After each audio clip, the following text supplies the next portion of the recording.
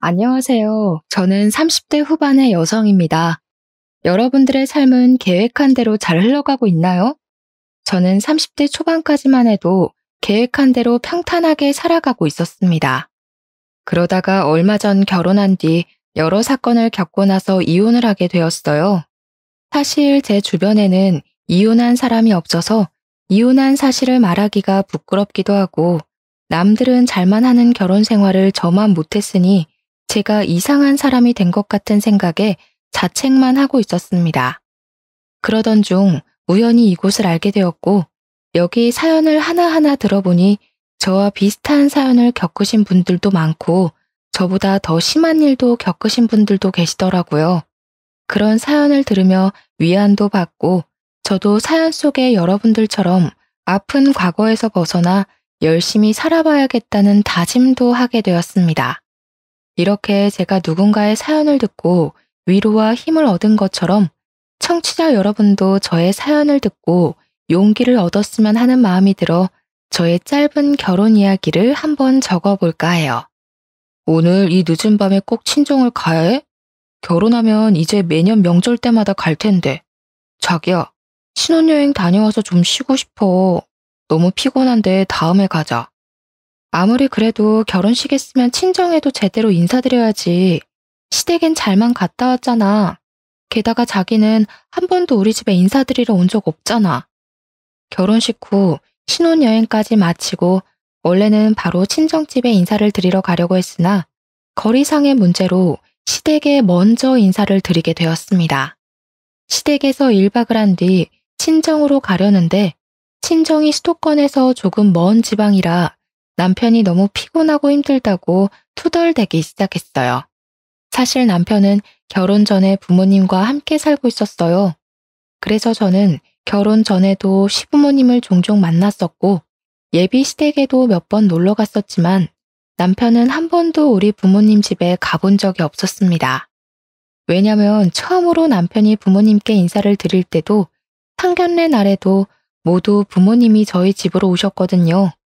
우리 집에 한 번도 갈 생각이 없는 남편에게 섭섭한 마음이 들기도 했지만 그래도 그 당시에는 제가 남편에게 콩깍지가 제대로 씌워져 있어서 남편의 불편한 마음이 더 크게 느껴졌습니다.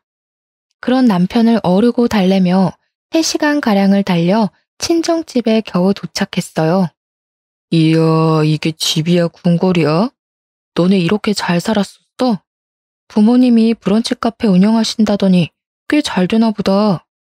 처음 남편이 저희 집을 보고 내뱉은 말은 감탄사였습니다. 사실 그렇게 잘 산다고 자부는 못하지만 아빠가 대기업을 다니고 있었고 몇 년 전 퇴직을 하셨어요. 그래서 친정 부모님은 노후를 시골에서 보내고 싶어 하셔서 그동안 모아둔 돈으로 시골에 헌집을 구매해 공들여 고쳤답니다. 겉으로 보면 꽤 멋진 새집 같아 보였을 거예요. 그리고 아빠 퇴직금 남은 돈으로 브런치 카페를 크게 차리셨거든요. 다행히 인테리어가 이뻐서 그런지 카페도 지역 맛집으로 소문이 나기 시작했어요. 꽤 수익이 쏠쏠하게 나면서 부모님 노후 자금만큼은 걱정하지 않을 정도였답니다. 이렇게 젊으실 때는 회사 생활을 안정적으로 하시고 퇴직 후에도 카페를 운영하시는 부모님 덕에 저는 부족함 없이 하고 싶은 것은 다 할 수 있었어요. 위서방, 오느라 고생했네. 신혼여행은 잘 다녀왔고? 네, 아버님, 잘 다녀왔습니다.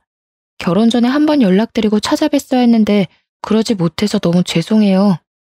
이렇게 반갑게 와줘서 너무 고마워. 어서 들어와요. 출출하지? 내가 음식을 차린다고 차렸는데 맛이 있으려나 모르겠네. 엄마는 사위가 온다고 삼계탕에 전복에 장어구이 등 잔치상을 차려놓으셨더라고요. 음식이 너무 많아 식탁이 꽉 차서 더는 놓을 자리도 없는데 엄마는 자꾸 뭐가 없다면서 냉장고에서 뭘 더 꺼내 놓으셨습니다. 세상에, 장모님, 음식이 너무 맛있어요. 앞으로 장모님 밥 먹으러 자주 와야겠어요. 집이 가까우면 이것저것 내가 해줄 텐데 그러지 못하니 너무 아쉽네. 그래도 뭐 생각나는 거 있으면 언제든지 말해. 사위가 먹고 싶은 건 내가 뭐든지 다 만들어줄 테니까. 잘 먹으니 참 보기 좋네. 남편은 올 때는 그렇게 투덜대더니 엄마의 음식을 보더니 언제 그랬냐는 듯이 부모님과 신나게 대화를 나눴습니다. 얼마나 사근사근하게 말을 잘하던지 남들이 보면 남편이 이 집 아들 같아 보일 정도였어요. 장모님, 이 식탁 너무 좋아요. 우리 엄마가 얼마 전에 이런 식탁 보고 눈을 못 떼시더라고요. 너무 좋다면서요. 어머, 안사돈이랑 나랑 보는 눈이 비슷하네. 그런데 사돈댁에 식탁이 없어? 사실 식탁이 없어요. 원래 있었는데 좀 오래돼서 버리고 그냥 바닥에 앉아서 식사하세요. 그런데 요새 엄마가 허리가 너무 안 좋아지셔서 걱정이세요. 그러셨어? 허리 안 좋으시면 맨바닥에 오래 앉아있기 힘들 텐데. 어차피 우리 식탁 바꾸려고 했으니까 이참에 이 식탁 자네 집에 가서 사용하겠나? 에이, 그래도 여보, 어떻게 우리가 사용하던 식탁을 줘요? 그냥 하나 새로 사줘요. 이거 뭐 그렇게 비싼 것도 아닌데. 부모님은 식탁이 비싸지도 않으니 사주시겠다고 했지만 제가 알기로는 이 식탁이 나름 백화점에서 산 제품이라 200만 원 정도 했습니다. 남편은 부모님이 시댁에 식탁을 사주겠다는 말에 싱글벙글해서는 밥을 다 먹고는 자신이 직접 설거지를 하겠다고 하더라고요. 당연히 우리 부모님은 말렸지만 그래도 남편은 끝까지 설거지하겠다고 하며 싱크대 앞에 자리를 잡았고 부모님은 거실로 밀려날 수밖에 없었어요. 내가 해야 하는데 첫날부터 우리 사위 시켜 먹어서 어쩐담? 안 싸더니 싫어하시지 않을까 몰라. 제가 맛있는 거 얻어먹었잖아요. 게다가 식기세척기가 있어서 아주 금세 끝났어요. 저희 엄마도 식기세척기 있으면 정말 편하게 설거지 하실 텐데. 집에 식기세척기 없어? 안 싸돈 힘드시겠네. 우리 사돈댁에 식탁도 보내고 식기세척기도 보내야겠어. 헉, 정말요? 정말 감사합니다, 장모님. 사실 우리는 혜진이가 장녀라 혼수랑 예단을 많이 하려고 준비했는데 그냥 자기가 살던 집에서 신혼을 시작하겠다고 하지 않나. 사돈댁에서 예물 예단도 필요 없다고 하지 않나. 거기에 스몰 웨딩 한다고 하며 결혼식 비용도 제법 아꼈잖아. 그래서 뭐 하나 더 선물해드리려고 했거든. 그래서 뭘 살까 고민하고 있었는데 자네가 이렇게 말해줘서 오히려 우리 고민 하나 덜었네. 대신 우리 혜진이 시댁에서 일 적당히 할 수 있도록 중간 역할 잘해주게. 알겠나? 장인어른, 여부가 있겠습니까? 시댁 가면 손에 물도 묻히지 않게 하겠습니다. 우리 사위가 못하는 말이 없구만. 그럼 우리는 든든한 사위만 믿겠네. 그렇게 친정에서 처음으로 같이 잠을 자고 다음날 새벽부터 엄마는 시댁에 보내드리겠다며 각종 음식에 과일을 한가득 챙겨주셨어요. 얼마나 많은지 자동차 트렁크에 가득 싣고도 자리가 부족해서 뒷자리까지 음식이 가득했습니다. 남편은 올 때와는 다르게 아주 표정이 밝아 보였고 그런 남편을 보며 저는 다행이라는 생각을 했어요. 그렇게 제가 살던 집에서 첫 신혼생활을 시작했습니다. 신혼 2개월 정도 되었을 때였어요. 부모님이 건강검진을 하러 카페 문을 며칠 닫고 저희 집에 오시기로 했어요. 사실 부모님이 사시는 곳이 지방이라 제대로 된 대학병원이 없어서 1년에 한 번씩 제가 서울에서 건강검진을 시켜드렸었거든요. 당연히 제가 직접 부모님을 모시려고 했는데 남편이 이번에 사위노릇 좀 제대로 하고 싶다며 저 대신 부모님을 모시겠다고 그러더라고요. 저는 그런 남편에게 너무 고마워서 퇴근길에 남편이 좋아하는 회랑 매운탕을 포장해서 집에 왔답니다. 부모님도 제가 아닌 사위가 직접 데려오니까 웃음꽃이 피셨더라고요. 그런데 집에 웬 명품 정장이 한 벌 있었어요. 그런데 이 정장은 뭐야? 아빠가 입고 오셨어? 내가 이 서방 한 벌 사주었다. 조금 있으면 사돈 처녀 시집 간다면서 사위가 그때 입고 갈 정장이 없다고 하더라. 오늘 너무 고마워서 내가 한 벌 사줬어. 그리고 너는 결혼을 했으면 이서방 밥 잘 챙겨줘야지. 이서방 살 빠진 거 봐라. 내가 볼 때마다 안쓰러워 보여서 점심때 소고기 사줬다. 부모님은 남편에게 고맙다며 점심에는 소고기를 사주고 오후에는 고급 브랜드 정장까지 한 벌 맞춰주셨습니다. 물론 저도 남편에게 정말 고마웠지만 사실 얼마 전에 식탁에 식기세척기도 사줬는데 정장까지 한 벌 해줬다는 말을 듣고 너무 과하다는 생각이 들었어요. 그래도 남편이 친정 부모님과 잘 지내는 모습을 보니 사이가 나쁜 것보다 좋은 게 낫겠지 싶어 속으로만 삼켰답니다. 그렇게 3개월 후 아가씨의 결혼식이 코앞으로 다가왔어요. 사실 남편의 집은 그다지 넉넉한 형편이 아니라서 아가씨의 혼수와 예단을 준비하는 것이 많이 부담되는 것 같았습니다. 그래서인지 남편은 자신이 결혼 전부터 모아왔던 적금을 깨려고 하더라고요. 저 역시 모른 척할 수 없어서 결혼식 날 축의금 200만 원을 했어요. 친정 부모님도 아가씨에게 축의금 100만 원을 전달했습니다.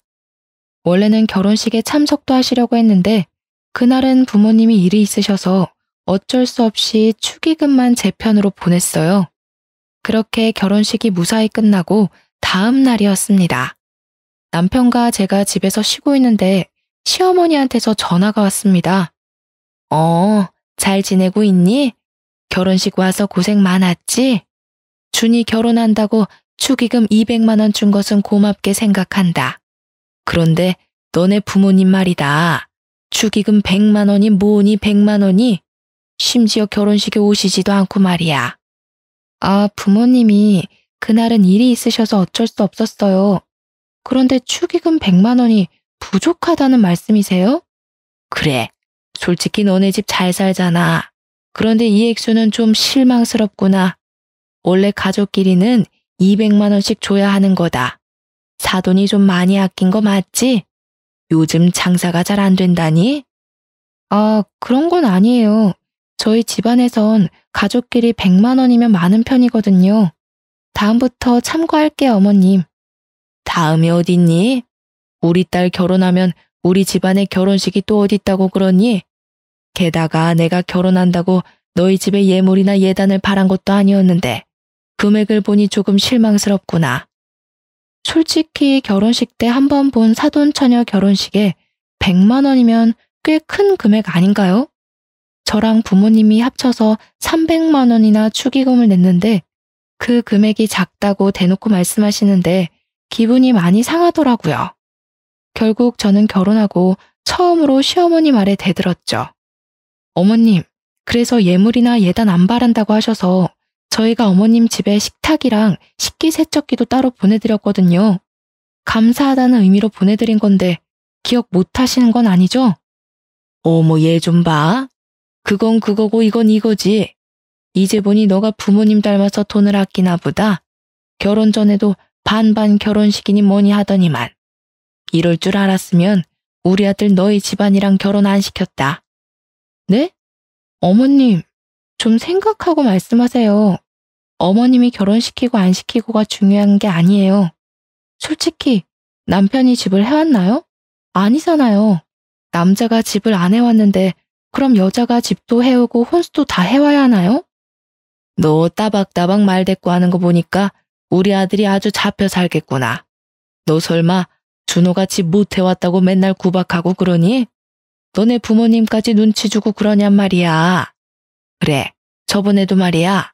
준호가 연차까지 쓰고 너네 부모님 병원 모시고 갔다던데 너네 부모님도 우리 준호 개무시하는 게 틀림없어. 백년 손님인 사위를 막 부려먹는 처가가 어딨니? 그건 어머님이 착각하신 거예요. 저는 남편한테 그러라고 부탁한 적도 없고 저희 부모님도 원래 제가 모시려고 했어요. 그런데 남편이 사위 노릇 제대로 해주고 싶어서 먼저 나서서 그런 거고요. 어머님 입장에서 귀한 아들이니 그렇게 곱깝게 들리셨겠지만 저희 부모님도 귀한 사위 대접 제대로 해주고 있으니까 비꼬아서 듣지 않으셨으면 해요. 목소리가 점점 커지자 남편이 제 전화를 뺏어들더니 자기가 엄마랑 직접 통화하겠다며 방으로 들어가 버렸습니다. 10분 정도 기다리니 남편이 나왔습니다. 어머니랑 오해가 좀 있었던 것 같아. 통화는 잘했으니까 자기는 신경 안 써도 돼. 방 안에서 남편이 쩔쩔매는 목소리가 들렸지만 모른 척했습니다. 어련히 잘 통화했겠지 싶어서 그냥 알겠다고만 했네요. 그리고 명절이 다가왔어요. 시댁에서 처음 맞는 명절이라 이쁜 한복을 차려입고 갔습니다. 하지만 시댁 분위기는 차가웠어요. 이미 음식도 준비가 다 되어 있었고 시모는 제게 거들라고 말 한마디 하지 않더라고요. 저를 본체만 채 했습니다. 그래서 저도 굳이 잘 보이려고 노력하지 않았어요. 솔직히 제가 잘못한 건 없으니까요.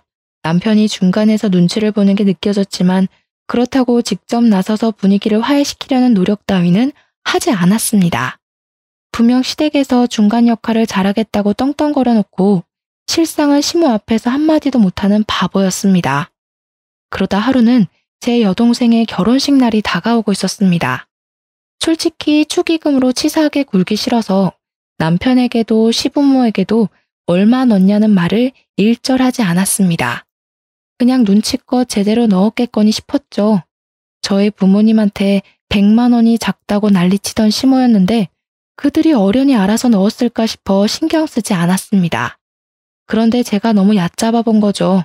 신혼여행을 갔다 온 여동생이 면세점에서 산 선물을 가져다 줄 겸 인사하러 왔었어요. 남편은 그날 야근이 있는 바람에 여동생을 만나지 못했어요. 이런저런 얘기를 하다가 축의금 얘기가 나왔어요. 여동생이 쭈뼛쭈뼛대더니 저희 남편에겐 절대 비밀로 하라며 말해주더군요. 언니, 형부한테 절대 말하진 말고 언니만 알아도. 사실 형부가 축의금으로 5만 원을 넣었더라고. 알고 있었어? 뭐? 5만 원? 다른 사람이랑 헷갈린 거 아니야? 나도 그런 줄 알았는데 언니 시댁도 전부 인당 5만 원씩 넣었더라고. 요즘 식대비가 5만 원이 넘어가서 조금 실망하긴 했는데 뭐 돈 바라고 결혼한 건 아니니까 남편이랑 나랑 신경 안 쓰기로 했어. 아, 내가 괜히 말했나 봐. 언니 신경 쓰지 마. 솔직히 요새 친구 결혼식에도 축의금 10만 원은 내지 않나요? 요즘 식대비가 5만 원이 넘어가잖아요. 돈의 액수보다는 사람 성의가 더 중요하다지만 그래도 내 남편과 내 시댁이 그랬다는 게 너무 서운하고 자존심이 상했습니다. 게다가 얼마 전 축의금 300만 원으로도 작다고 난리친 그 시댁이 맞나 싶었어요. 여동생의 말을 도저히 믿지 못해서 10시에 야근을 마치고 남편에게 물었습니다. 당신 현지 결혼식 날 축의금 얼마 했어? 설마 5만 원 넣은 건 아니지? 여보, 나 너무 피곤하다. 밤늦게 일하고 온 사람한테 왜 바가지를 긁고 쉴까? 지금 좀 씻고 싶은데 비켜줄래? 피하려고 하지 마. 사실대로 말하면 비켜줄게. 진짜 5만 원 넣은 거 맞아? 아이 참. 그래, 5만 원 넣었다 왜? 처제가 너무 작다고 그러디? 처제도 그렇게 안 봤는데 사람을 돈으로 보나 봐? 정성이 중요한 거지. 결혼식 날 내가 안 간 것도 아니고 직접 가서 축하해줬으면 됐지. 인생은 돈이 전부가 아니야. 미쳤어? 진짜로 5만 원을 넣었다고? 그럼 어머님도 아버님도 다 5만 원 넣었다는 게 진짜란 거네? 와, 당신 그거 내로남불이야, 알아? 저번에 우리 부모님이 축의금 100만 원 넣고 어머님한테 욕먹은 거 다 알면서도 그런 짓을 해? 당신은 친정이 만만하니? 뭘 만만하다고 그러냐? 너네 집은 잘 살고 우리 집은 돈도 없어서 아직 빌라 사는데 잘 사는 집안이 베푸는 게 맞지. 어차피 처제도 시집 잘 가서 유명한 호텔에서 결혼식 하더만. 우리 집이 축의금 얼마나 하는 게 뭐가 중요한가? 시집 장가 가서 잘 사는 게 중요하지. 참 저도 시댁 사연을 즐겨 듣는데 제가 직접 당할 줄은 몰랐네요. 요즘 축의금 같은 건 준 만큼 돌려받지 않나요? 남편의 당당함에 할 말을 잃을 정도였어요. 친정과 시댁의 경제적 차이를 이유로 축의금도 딱 식대비만큼만 냈다는 게 여러분들은 이해가 가시나요? 친정 부모님 앞에선 뭐 없다, 뭐 필요하다 잘만 이야기하던 남편이 제게 돈이 중요한 게 아니라고 마음이 중요한 거라면서 가르치듯 이야기하는데 코를 한 대 쥐어받고 싶더라니까요. 결혼한 지 이제 1년이 넘어가는데 벌써부터 결혼에 대해 회의감이 들기 시작했습니다. 어쨌든 남편이 5만 원 낸 게 맞다고 인정했으니 시부모님도 그 정도 냈을 것 같아서 시댁에 전화해서 따지지는 않았어요. 남편보다 더하면 더했지 덜하진 않을 거라 생각했거든요. 그렇게 시어머니 생신이 다가왔습니다. 며느리가 되면 시어머니 생신이 부담스러운 건 사실이잖아요. 왠지 제대로 대접해드려야 될 것 같고 대충 하면 욕먹을 것 같아서 긴장을 많이 했답니다. 그런데 남편이 이런 말을 꺼내더라고요. 우리 엄마는 미역국 별로 안 좋아해. 여보가 그렇게 긴장할 필요 없어. 집에서 요리하고 치우면 그게 더 일이잖아. 엄마도 집에서 먹는 것보다 외식하는 걸 더 좋아하실걸? 그래도 며느리들이고 첫 생신인데 아무것도 안 하면 또 뭐라 하실 것 같은데 괜찮을까? 내 말대로 해. 내가 엄마랑 같이 산 지가 몇 년인데 내가 매년 엄마 생신 때 미역국 해주려고 해도 엄마는 외식 한번 해주는 게 더 낫다고 그러셨어. 여보도 괜히 힘들게 집에서 요리하지 말고 그냥 소고기 사드리게 음식점만 미리 예약하자. 남편의 말을 듣고 유명한 소고기집을 예약했답니다. 그렇게 생일 당일 남편과 저는 시부모님을 모시고 음식점으로 향했어요. 그런데 예상치 못한 말을 듣고 말았습니다. 원래 생일날에는 며느리가 만든 미역국 한번 맛봐야 하는데 바쁜 며느님 덕에 나는 미역국도 못 얻어먹는구나. 아, 어머님, 준호 씨가 분명 어머님 미역국 좋아하시지 않는다고 하고 차라리 외식하는 게 낫다고 해서 음식점으로 예약했는데 소고기는 마음에 안 드세요? 넌 왜 이렇게 눈치가 없니? 며느리가 만들어준 요리를 싫어하는 시어미가 어딨다고. 아들이 그렇게 말해도 시어미 생일에 며느리는 요리로 거하게 대접해야지. 아유, 내가 말을 말아야지. 그렇게 식사를 마치고 후식을 먹고 있었는데요. 시모의 말 한마디에 뜻밖의 사실을 알게 되었습니다. 참, 그리고 저번에 너네 여동생 결혼식 말이다. 내가 준호 통해서 축의금 100만 원이나 냈는데 어쩜 감사 전화 한 통이 없니? 네? 그게 무슨... 설마 저번에 내가 너네 부모님이 100만 원 축의금 준 것이 작다고 해서 지금 삐져서 그러는 거야? 솔직히 너네 집은 100만 원이 쉬운 돈이겠지만 우리 집에서 100만 원이면 정말 큰 돈이다. 그리고 액수를 떠나서 어른이 이렇게 생각해서 축의금 내고 했으면 당연히 감사 인사 정도는 해야 기본 예의 아니니. 저는 시어머니의 말을 듣고 혼란에 빠져 있었습니다. 그 순간 시모 입을 막으려는 남편이 보이더군요. 여동생이 저한테 거짓말을 했을 리는 없고 중간에 남편이 돈을 가로챈 게 분명해 보였어요. 어머님, 뭔가 오해가 있는 것 같아요. 여동생이 축의금 받은 거 정산해봤는데 저희 시댁에선 인당 5만 원씩 냈다고 하더라고요. 그런데 100만 원을 보내셨다고요? 어머, 얘 좀 봐. 우리 집을 거지로 하니? 사돈 처녀 축의금을 5만 원 주는 사람이 어디 있어? 요새 축의금 최소가 10만 원인데 얘가 날 뭐로 보고? 그게 엄마, 내 말 좀 들어봐. 얘가 왜 이렇게 들러붙어? 넌 내가 준 100만 원 어쨌길래 받은 사람은 5만 원밖에 못 받았다니? 설마 너가 중간에 가로챈 거야? 저와 시모가 동시에 남편을 째려보자 남편이 시모 귀에다 속닥속닥 뭐라고 말을 하더군요. 그런데 저는 귀가 좋아서 톡톡히 다 들었어요. 엄마, 사실은 그 안마의자 있잖아. 그거 그 돈이야. 그거 아직 와이프한테 말 안 했단 말이야. 엄마는 그걸 왜 지금 말해서 사람 곤란하게 만들어. 뭐? 안마의자요? 어머님, 제 남편이 안마의자를 사드렸어요. 아, 뭘 그렇게 따져대. 그냥 그러려니 하고 좀 살아. 어떻게 그렇게 살아? 어머니가 100만 원이나 주셨는데 너가 그걸 가로챘다는 게 말이 되는 소리야? 그리고 그 돈으로 안마의자를 샀다고? 안마의자 최소 200만 원은 넘어가. 네가 무슨 돈이 있어서 그 비싼 걸 샀냐고. 아들아, 네가 직접 말해봐라. 분명 네가 용돈 모아서 샀다고 그랬잖니. 근데 그 돈이 우리가 준 사돈 처녀 축의금이라고? 며느리 말이 맞니? 대화가 예상치 못한 분위기로 흐르자 눈치를 보던 시모가 헛기침을 하더니 시부를 데리고 시댁에 빠른 걸음으로 가더라고요. 집에 가자마자 남편한테 하나하나 물었어요. 그래, 사실 우리 엄마가 처제 결혼한다고 100만 원 주셨어. 그런데 조금 있으면 엄마 생신인데 이모, 고모, 삼촌, 엄마 친구들 다 있는 안마의자 우리 엄마만 없더라. 그래서 처제한테는 나중에 집들이 할 때 좋은 선물 주고 지금은 일단 그 축의금에 내 용돈 조금 보태서 엄마 안마의자 먼저 사드린 거야. 이게 그렇게 잘못된 거야? 우리 엄마한테 돈 100만 원 못 받아서 그렇게 아쉬워? 너네 집 잘 살잖아. 겨우 100만 원 가지고 뭐 그리 난리야. 벼룩에 간을 빼먹어도 유분수지.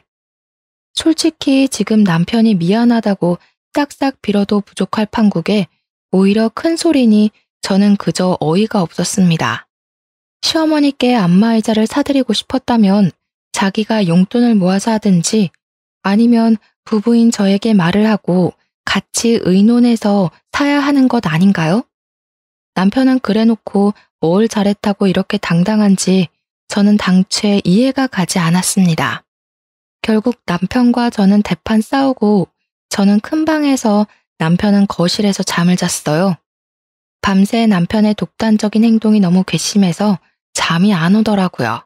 말로만 듣던 내로남불 남편이 이런 건가 싶기도 했어요. 도통 제 말이 통하질 않더라고요. 그런데 자기도 잘못한 건 알았는지 다음날 남편이 아침 일찍 안방에 들어와 먼저 사과를 했습니다. 결국 다시는 독단적으로 돈을 쓰지 않겠다는 남편의 약속까지 받고 겨우 풀렸죠. 하지만 사람은 고쳐 쓰는 게 아니라고 했던가요? 연말이 되어서 또 한 번 남편은 저를 배신했습니다.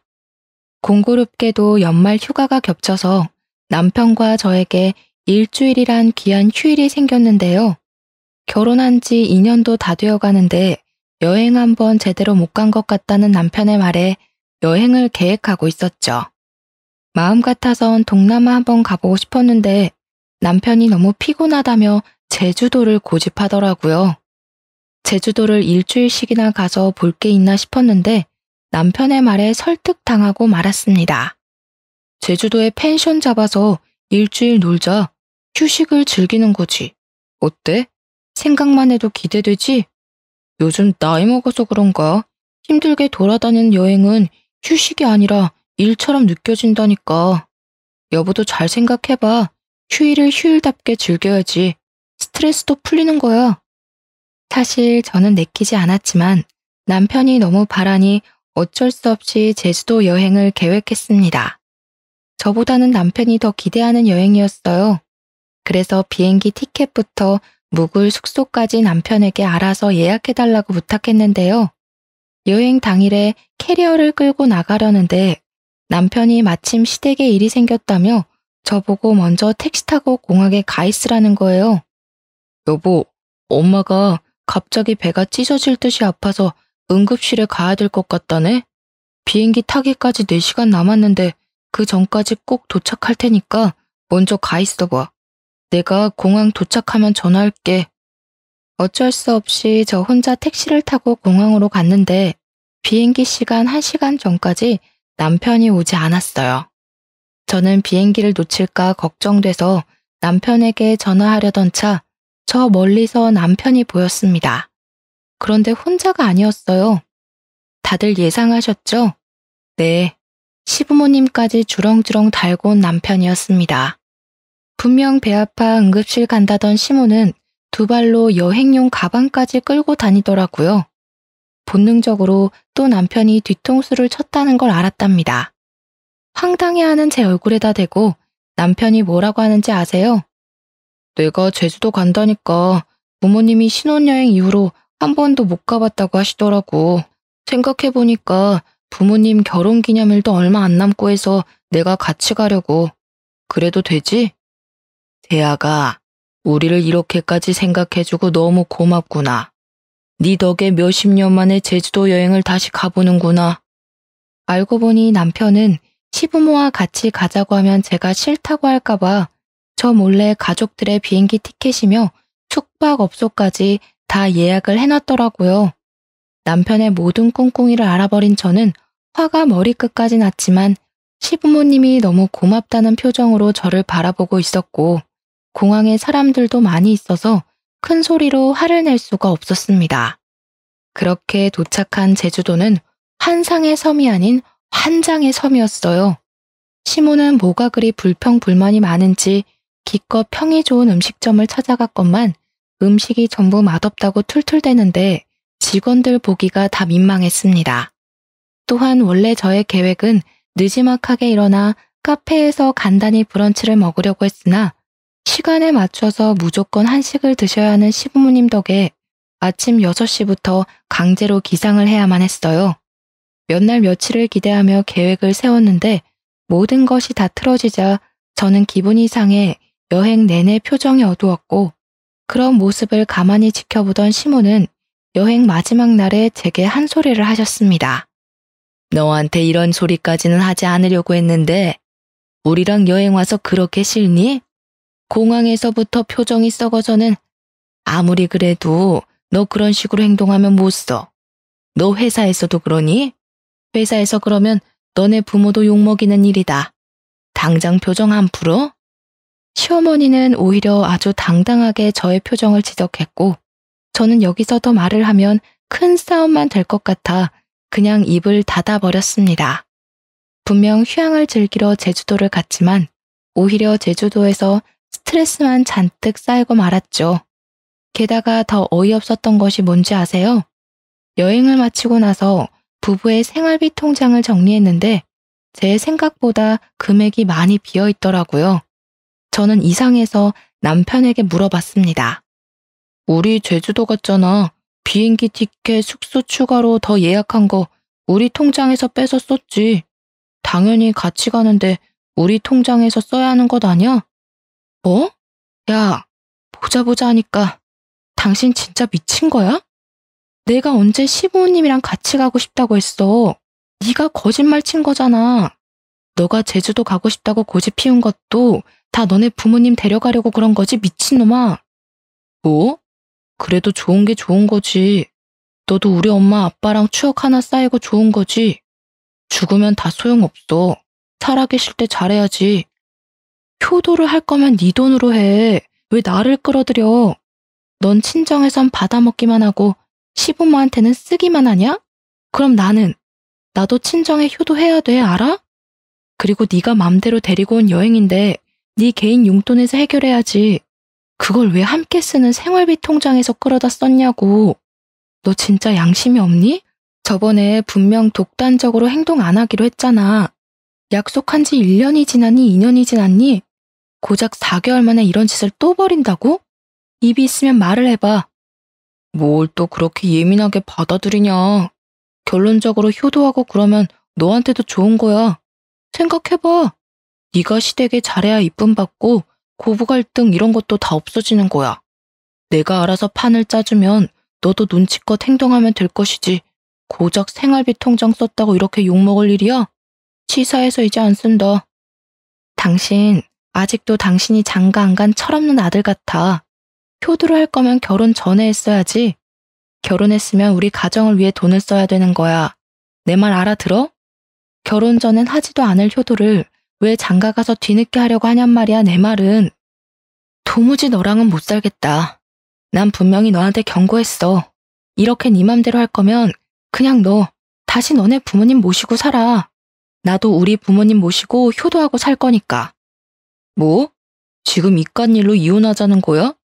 말을 왜 이렇게 함부로 해? 여행 재밌게 잘 갔다 와서 왜 그래? 이건 싸울 일이 아니라고. 그래, 내가 너한테 말 안 하고 거짓말 친 건 미안해. 그래도 좋게 생각하면 너한테도 분명 좋은 거라니까. 시댁에 점수 따는 게 그렇게 쉬운 일인 줄 아냐? 뭐? 점수를 따라고? 아, 이제야 알겠다. 왜 말이 안 통했는지. 넌 부모님한테 효도하고 싶어서 나랑 결혼한 거구나. 왜? 점수 따면 그 다음에는 어떨 건데? 그냥 나랑 이혼하고 너 혼자 효도하면 되겠네. 그 잘난 시부모님 비 맞춰주면서 혼자 효도하라고. 자기 가족만 생각하는 모습에 질려버린 저는 결국 남편에게 이혼하자고 말하고 방으로 들어왔습니다. 그 뒤로 저와 남편은 계속 각방 생활을 했어요. 그렇게 한 달 정도 지났으려나요? 새벽 1시가 넘어가도록 남편이 오지 않았습니다. 마음속에 이혼을 품고 있어서 그런가 전혀 걱정 따윈 되지 않았습니다. 다음 날이 되어도 오지 않길래 그냥 무시하고 출근을 했죠. 점심시간쯤 시모에게서 연락이 왔는데요. 글쎄 남편이 술에 잔뜩 취해서 시댁 앞에서 자고 있는 걸 집 안으로 들여서 재웠으니 걱정 말라는 거 아닙니까? 그냥 알겠다고 대충 대꾸하고 끊으려고 했는데 시모가 뜻밖의 말을 꺼냈습니다. 사실 준호가 권고사직을 당했다는구나. 너한테도 말을 못할 정도로 애가 충격이 큰가 봐. 네가 잘 추슬려줬으면 하는구나. 그래도 너가 돈을 벌고 있으니까 얼마나 다행이니? 너무 아들한테 스트레스는 주지 말았으면 하는구나. 그리고 너네 결혼한 지 2년이 넘어가는데 왜 아이 소식이 없니? 아이는 부부 사이의 축복이란다. 기르다 보면 부부 금슬도 더 좋아지고 애 키우는 재미로 살다 보면 10년 훌쩍이다. 그러니 안 되더라도 좀 더 노력했으면 하는구나. 이혼을 하겠다는 말이 목 끝까지 차올랐지만 차마 말하진 못했어요. 들어보니 남편의 회사가 어려워져 단체로 권고사직을 당했다고 하더군요. 그런 백수 아들이 걱정되었던 시모는 2년 동안 꺼내지 않던 임신 얘기를 꺼내더라고요. 참 기가 차더라고요. 그 순간 시모 말을 듣고 정신을 바짝 차리게 되었어요. 지금 임신하면 내 인생 더 꼬이겠구나 하고 말이에요. 애 때문에 이혼 못한다는 말이 있듯이 저도 아이가 있었다면 감히 이혼 생각은 못했을지도 모르죠.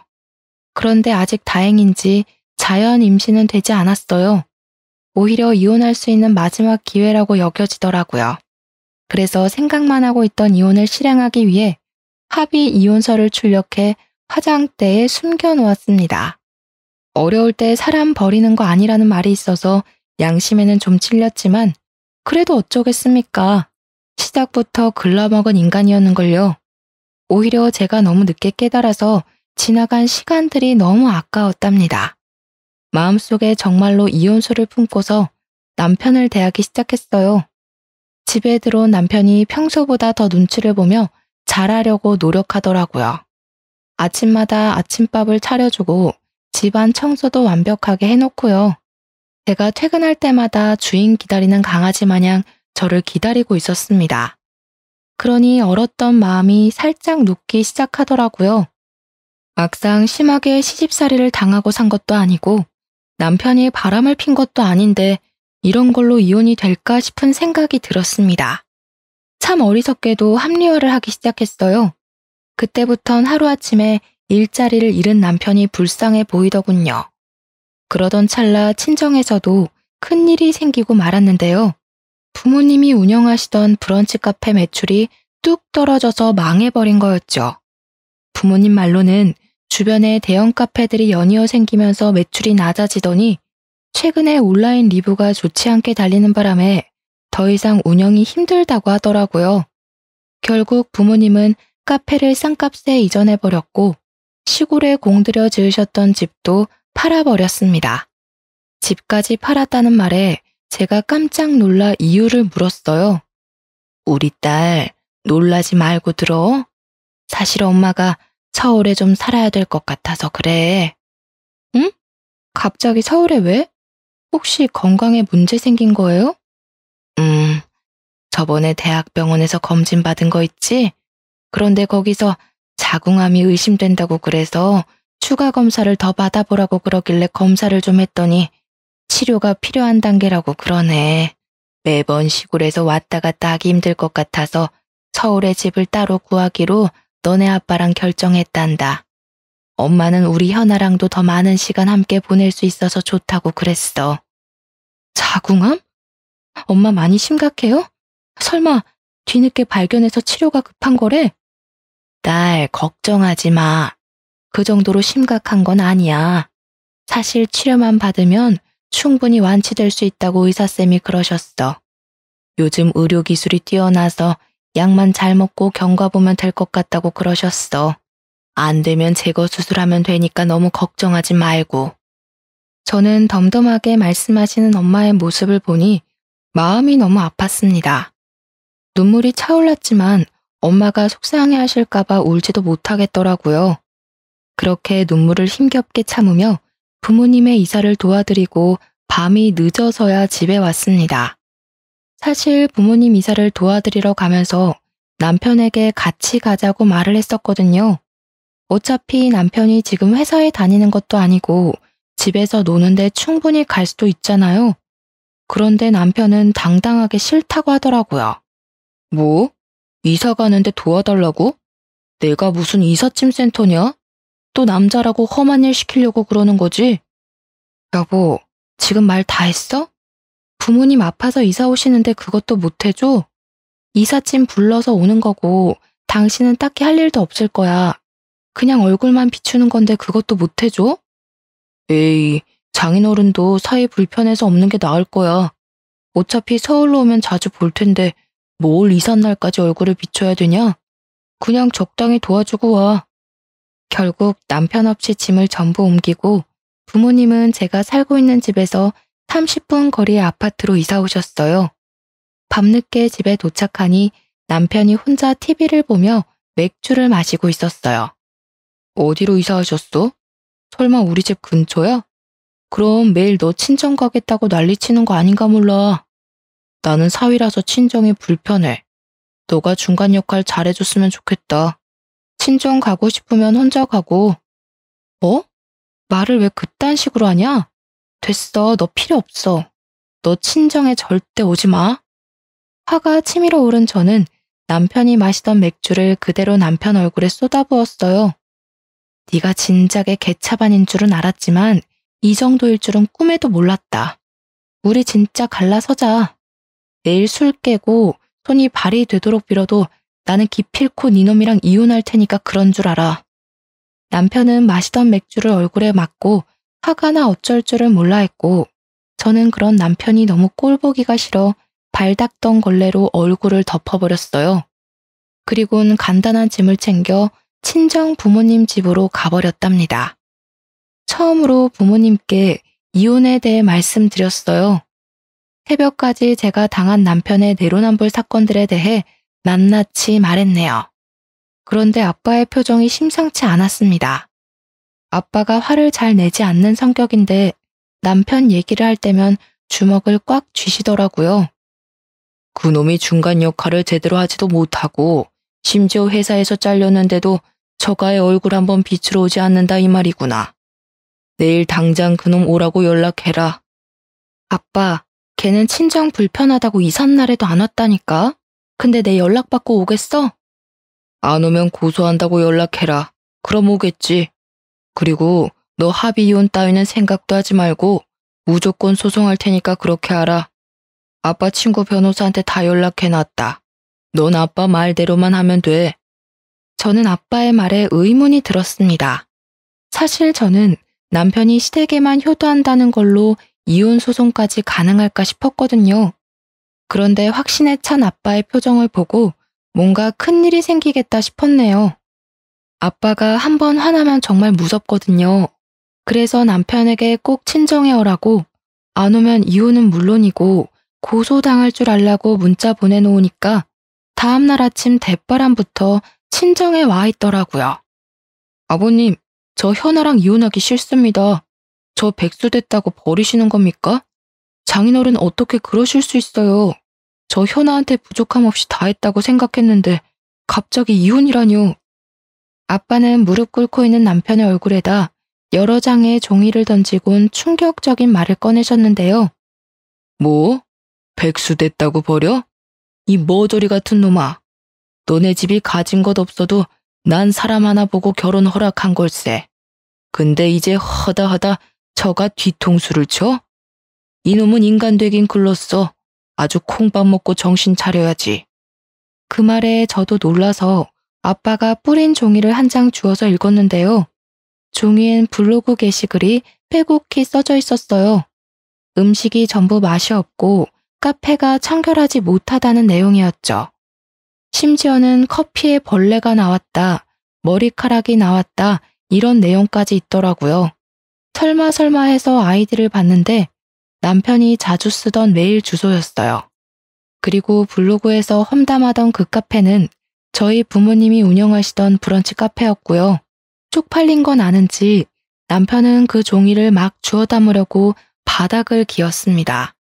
그리고 연이은 아빠의 말에 남편은 두 손을 싹싹 빌기 시작했는데요.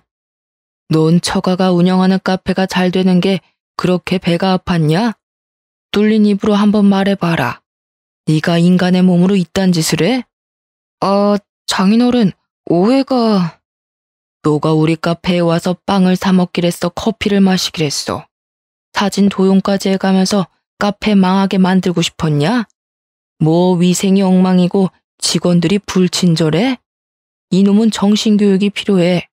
이런 쓰레기는 평생 고쳐 쓰질 못해. 알겠어? 넌 네가 저지른 모든 죄에 대해 낱낱이 고소당할 거니까 위자료 준비해놔라. 아버님, 제발 제 말 좀 들어보시고, 그러니까 제가 그렇게 한 건 정말 잘못한 게 맞는데요. 현아가 또 친정이 잘 살아서 기세 등등한 게 좀 보기 그래서요. 또 망할 줄은 저도 몰랐거든요. 그 순간 아빠는 남편의 싸대기를 날려버렸습니다. 아빠의 두툼한 손이 연약한 뺨에 닿으니 아주 찰싹하는 소리가 귓가에 울리더라고요. 동시에 속에 묻은 답답함이 씻겨져 내려가기도 했네요. 넌 니네 부모님만 가족이라고 생각하지? 처가는 돈줄 그 이상 이하도 아니고 말이야. 네가 이때까지 어떻게 현아 힘들게 했는지 눈에 뻔하다. 너 때문에 우리 가게가 당한 피해 금액 전부 계산해서 고소할 거야.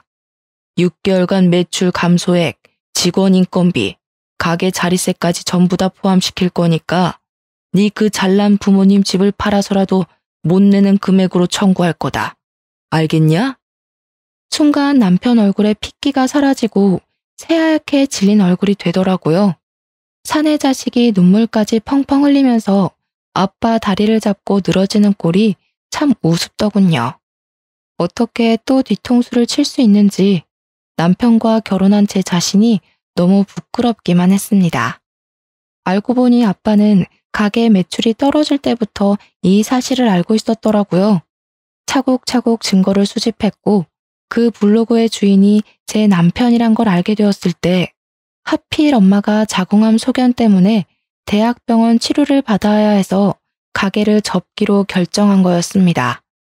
아빠는 당연 사위에게 실망이 가득했고 차마 저한테 묻지도 못하시고 혼자서 증거를 모아서 변호사와 고소를 준비하고 있었던 거였죠.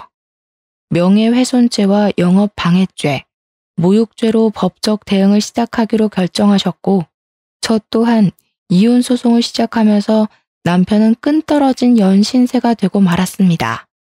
이혼 소송으로 남편에게 받을 수 있는 위자료는 몇 푼 되지 않더라고요.